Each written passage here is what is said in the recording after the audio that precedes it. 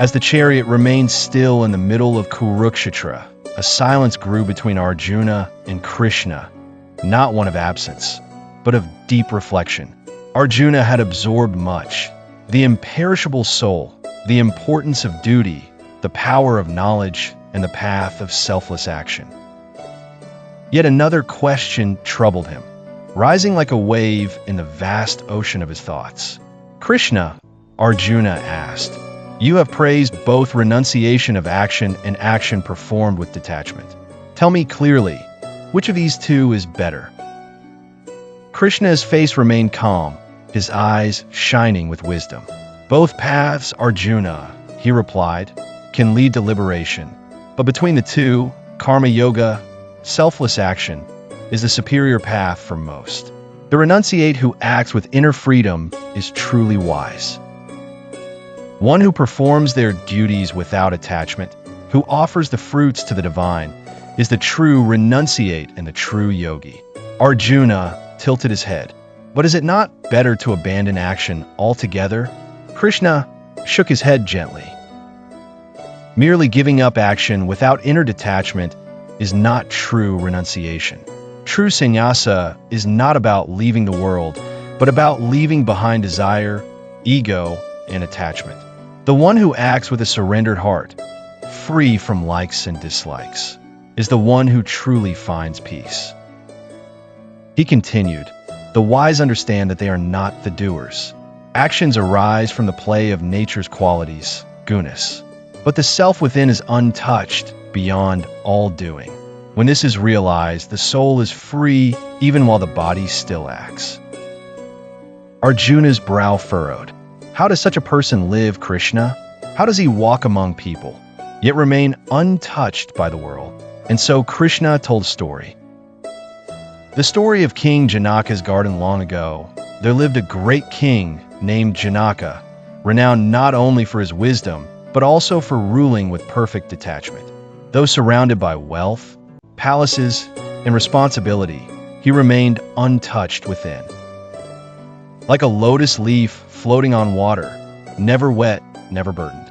Every morning, Janaka would walk through his royal garden. The gardeners bowed to him, awaiting instructions. But Janaka never gave orders with pride or attachment. He would simply observe and smile, knowing that the flowers bloomed not by his command, but by nature's design. One day, a wandering sage arrived at the gates and asked to meet the king. "I hear King Janaka is a renunciate living in a palace," he said. "I must see if such a thing is even possible." He was brought to the king's chamber. Janaka welcomed him warmly. "O king," said the sage, "you live among gold and silk, surrounded by pleasures. How can you claim to be a renunciate?" Janaka smiled. "Come, walk with me." They walked through the palace. Servants bowed. Music played. A banquet was being prepared. "Do you see these things?" Janaka asked. "I enjoy none of them with desire. They belong to the kingdom, not to me. I eat to nourish the body. I sleep to rest the senses. But my soul is free." The sage was unconvinced. "But you still act. You command, you rule, you decide. Surely action binds you." Just then, Janaka stopped by a tree and pointed to a leaf. "This leaf trembles in the wind," he said, "but it does not break. It moves, but remains whole. Such is the way of the wise, acting outwardly, but rooted inwardly." He turned to the sage.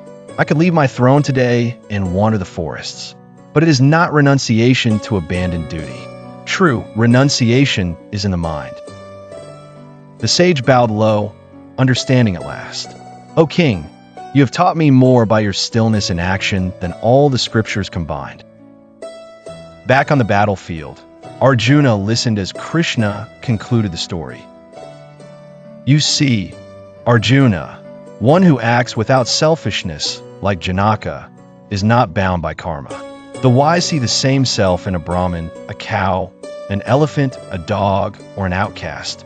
This vision of unity is the fruit of knowledge." Krishna continued, "Pleasures born of contact with the world are temporary.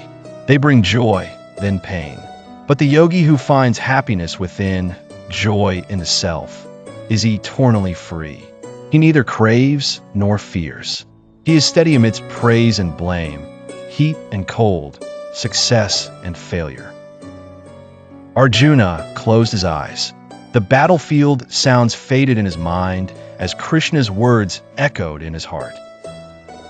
The truly free, Krishna said, have conquered desire. They act without selfish aim. They are content with whatever comes. They are masters of their senses and offer all action to the divine. Such a person attains peace, not through escape, but through wise and loving engagement. He added, the one who renounces desire and ego, who acts with purity, and who finds joy in the well-being of all, such a soul is united with me. That soul is liberated. Then, with great compassion, Krishna offered a final assurance. Arjuna, I am the friend of all beings. I dwell in the hearts of all. Whoever knows me in truth, acts with devotion, and renounces attachment, finds me, and in me they find peace. Epilogue. Chapter 5 of the Bhagavad Gita. Karma Sanyasa Yoga, the yoga of renunciation, compares the paths of action and renunciation, stressing inner renunciation over physical withdrawal. Karma Sanyasa Yoga teaches that liberation does not depend on outward renunciation, but on inner detachment. The enlightened person does not necessarily abandon action, but performs it selflessly, without ego or craving.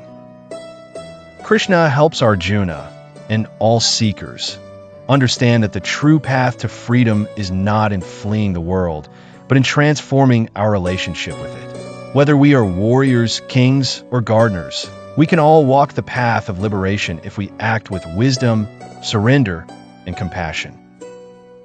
In this chapter, Krishna reveals that peace is not found in what we give up, but in how we live. When every action becomes an offering, when every being is seen as divine, and when the self becomes our anchor, we are free, even in the midst of war.